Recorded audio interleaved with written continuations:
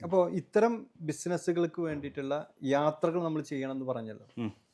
യാത്ര ചെയ്യുമ്പോൾ ഇപ്പോൾ അങ്ങ് പോകാൻ നമ്മൾ ഈ തിരക്കിനിടയിൽ നിന്ന് കഴിഞ്ഞിട്ട് വേണം പോകാൻ, ഇത് കഴിഞ്ഞിട്ട് പോകാൻ. എനിക്കുണ്ടായ അവസരം തന്നെ പറയാം. എന്നോ വിചാരിച്ചിട്ടുണ്ട് ഇത്തരത്തിലൊരു യാത്രയൊക്കെ. ഇവിടെ ഇതൊന്ന് സെറ്റ് ചെയ്യണം.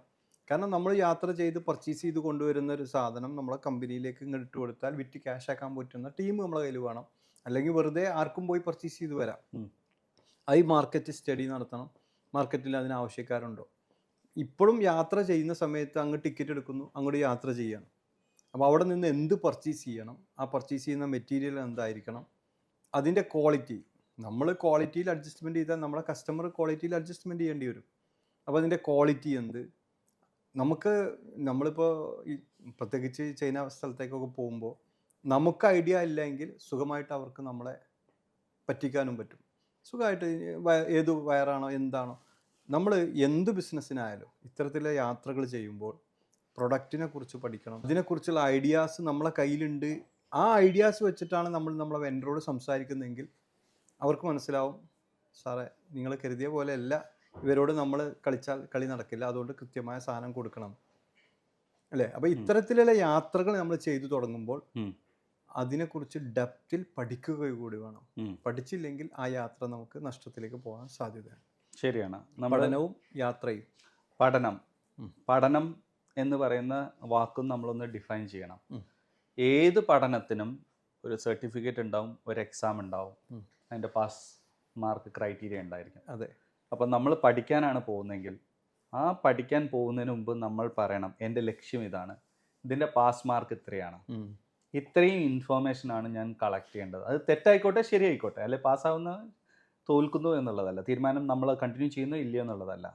പക്ഷേ ഇത് സെറ്റ് ചെയ്യണം. ഞാൻ അവിടെ ചെല്ലുമ്പോൾ എന്താണ് ഞാൻ അറിയാൻ ശ്രമിക്കുന്നതെന്ന് ഡിഫൈൻ ചെയ്യാത്തിടത്തോളം നമ്മൾ വീണ്ടും പഠിക്കാനാണ് പോകുന്നതെങ്കിലും ബോർഡ് വെക്കാത്ത ബസ്സിൽ യാത്ര ചെയ്യുന്ന പോലെയായിരിക്കും. അപ്പം നമ്മൾ ചുറ്റിലും കാണുന്ന കാര്യങ്ങളെല്ലാം ഒബ്സർവ് ചെയ്യും, പഠിക്കും. പക്ഷേ അതല്ല, ഞാൻ ചൈനയിലോട്ട് പോകുന്നുണ്ടെങ്കിൽ എന്താണ് എൻ്റെ ഒബ്ജക്റ്റീവ്, അതെന്തിനാണ് ഞാൻ പഠിക്കുന്നത്, എന്തുകൊണ്ടാണ് ഞാൻ ചൈന എന്ന മാർക്കറ്റ് പഠിക്കുന്നത്. അങ്ങനെ പഠിച്ചാൽ എന്തൊക്കെ ക്രൈറ്റീരിയ വന്നു കഴിഞ്ഞാൽ ഞാൻ അവിടുന്ന് പ്രൊഡക്റ്റ് എടുക്കും. മുൻകൂട്ടി നമ്മൾ ഡിഫൈൻ ചെയ്യണം. എന്നിട്ടായിരിക്കണം നമ്മൾ പഠിക്കാൻ പോകേണ്ടത്. നമ്മൾ ഏത് പ്രൊഫഷണൽ കോഴ്സ് എടുക്കുമ്പോൾ നമ്മൾ എൻക്വയറി നടത്തില്ലേ. ഇപ്പം നമ്മൾ മക്കളുടെ ഡിഗ്രിക്ക് വേണ്ടിയിട്ട് നമ്മൾ പല സ്ഥലങ്ങളിൽ കയറി ഇറങ്ങി പഠിച്ചു, മനസ്സിലാക്കി, എന്നിട്ടാണ് നമ്മൾ ആ കോഴ്സിന് ചേർക്കാൻ പോകുന്നത് അല്ലേ. ഏതാണ് നമുക്ക് ഐഡിയൽ എന്നുള്ളത്. അതുപോലെ തന്നെ നമ്മൾ മുൻകൂട്ടി ഡിഫൈൻ ചെയ്യണം, ഇന്നത് ചെയ്യുന്നുണ്ടെങ്കിൽ ഇതിൻ്റെ ഒബ്ജക്റ്റീവ് എന്താണ്. ഒരു പക്ഷേ ഒബ്ജക്റ്റീവ് ഈ പാസ് മാർക്കിന് താഴെയാണ് കിട്ടുന്നതെങ്കിൽ ഞാനിത് അവിടെ നിന്ന് എടുക്കില്ല, പ്രൊഡക്റ്റ് എടുക്കില്ല. എൻ്റെ ഇൻഫോർമേഷൻ ഇതിലും താഴത്താണ് എനിക്ക് കിട്ടുന്നതെങ്കിൽ ഞാനൊരു തീരുമാനം എടുക്കില്ല. അപ്പോൾ അടുത്തൊരു ട്രിപ്പ് കൂടി ഞാൻ പ്ലാൻ ചെയ്യും, അല്ലെങ്കിൽ മറ്റൊരു സ്ഥലത്തോട്ട് ഞാൻ പോകും ചെയ്യണം. അതോടൊപ്പം ഇത് ഡിഫൈൻ ചെയ്യണം. അതോടൊപ്പം നമുക്ക് വിവരമില്ല എന്ന് ഒരിക്കലും വെൻഡറിന് തോന്നരുത്. അവിടെയാണ് അപകടം. ഞാൻ പറഞ്ഞു വന്ന അപകടം എന്താ വെച്ചാൽ, അവരുടെ അടുത്ത് നമുക്ക് ഇതിനെക്കുറിച്ചൊരു ഐഡിയ ഇല്ല. പഠിക്കാൻ പോകുന്ന പോലെ നമ്മൾ ചിലപ്പോൾ പഠിക്കാൻ വേണ്ടി ചില പൊട്ടക്കളിയൊക്കെ കളിച്ചു കഴിഞ്ഞാൽ അവർ സുഖമായിട്ട് നമ്മളെ പറ്റിക്കാനുള്ള ശ്രമം നടത്തും. അതെങ്ങനെ ചെയ്യാൻ പറ്റും നോക്കും.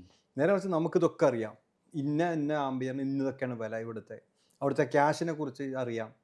നമ്മളവ കൃത്യമായിട്ട് അവരോട് പറയണം, എനിക്ക് ഇന്ന പ്രൊഡക്റ്റാണ് ഞങ്ങൾക്ക് വേണ്ടത്, ഈ പ്രൊഡക്റ്റ് ഇന്ന ക്വാളിറ്റി വേണം, ഇന്ന ഈ സാധനം എത്രക്ക് നിങ്ങൾ തരും, അതെ, ഇതിന് മാർക്കറ്റ് റേറ്റ് ഇന്നതാണ് എന്ന് പറയുമ്പോൾ അവർക്ക് മനസ്സിലാവും ഇത് പറ്റില്ല.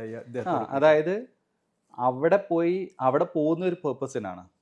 ഇവിടുന്ന് പഠിക്കാവുന്ന പരമാവധി ഇൻഫോർമേഷൻ പഠിച്ചിട്ടായിരിക്കണം നമ്മൾ അങ്ങോട്ട് പോകുന്നത്. ഇവിടെ കിട്ടാത്ത കാര്യങ്ങളായിരിക്കണം അവിടെ നമ്മൾ ഫോക്കസ് ചെയ്യുന്നത്. ഇല്ലെങ്കിൽ ഇവിടെയുള്ള അതേ ഇൻഫോർമേഷനെ ചുറ്റിപ്പറ്റി നമ്മൾ അവിടെ കറങ്ങിക്കൊണ്ടേയിരിക്കും. അത് ബാധ്യതയാവും. അതെ, മനസ്സിലായില്ലേ. അപ്പം പഠിക്കുക എന്ന് പറയുമ്പോഴും നമുക്ക് ഇവിടെ നിന്ന് പഠിക്കാവുന്ന കാര്യങ്ങളെല്ലാം പഠിച്ച് ഇവിടെ കിട്ടാതെ പ്രാക്ടിക്കലി എക്സ്പീരിയൻസ് ചെയ്യേണ്ട, നേരിട്ട് അനുഭവിച്ചറിയേണ്ട ആ ഒരു ബെനിഫിറ്റ് ഉണ്ടാവേണ്ടതിനായിരിക്കണം നമ്മൾ അവിടെ പോകേണ്ടത്.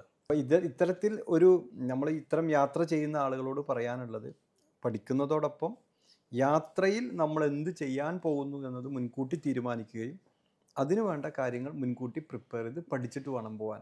ഇതിനെയാണ് നമ്മൾ ഇൻഡസ്ട്രിയൽ വിസിറ്റ് എന്ന് കോളേജിൽ പറയുന്നത്. കോളേജിൽ പോകുമ്പോൾ അത് ടൂർ അല്ല, ഇൻഡസ്ട്രിയൽ വിസിറ്റ് എന്ന് പറയും. ഈ പ്രൊഫഷണൽ കോളേജിൽ നമ്മൾ ഡിഗ്രിക്കൊക്കെ പോകുമ്പോൾ അതിൻ്റെ ലക്ഷ്യം എന്താണെന്ന് ആദ്യം ഡിഫൈൻ ചെയ്തിട്ടുണ്ടായിരിക്കും. അത് അച്ചീവ് ചെയ്തിട്ട് ബാക്കിയുള്ള സമയമാണ് എൻജോയ് ചെയ്യുന്നത്. അതെ, അല്ലേ? നമുക്ക് റിലാക്സേഷൻ വേണം, നമുക്ക് കൂടുതൽ മറ്റുള്ള ആളുകൾ എങ്ങനെയാണ് ബിഹേവ് ചെയ്യുന്നത്, സാഹചര്യങ്ങൾ, ഇതെല്ലാം നമുക്ക് മനസ്സിലാക്കേണ്ടതുണ്ടാവും. പക്ഷേ പ്രൈമറി ഒബ്ജക്റ്റീവ് ഇൻഡസ്ട്രിയൽ വിസിറ്റ് ആണ്. ഈ വിസിറ്റിന് ഒരു ഒബ്ജക്റ്റീവ് ഉണ്ടായിരിക്കും. ആ ഒബ്ജക്റ്റീവ് ഡിഫൈൻ ചെയ്യുകയും അതിനനുസരിച്ച് നമ്മൾ കാര്യങ്ങൾ ഗ്രഹിച്ചതിന് ശേഷം ബാക്കിയുള്ള സമയമായിരിക്കണം നമ്മളിങ്ങനെ മറ്റുള്ള കാര്യങ്ങൾ, അതായത് സെക്കൻഡറി ഒബ്ജക്റ്റീവ്സിന് വേണ്ടിയിട്ട് നമ്മൾ പോകേണ്ടത്.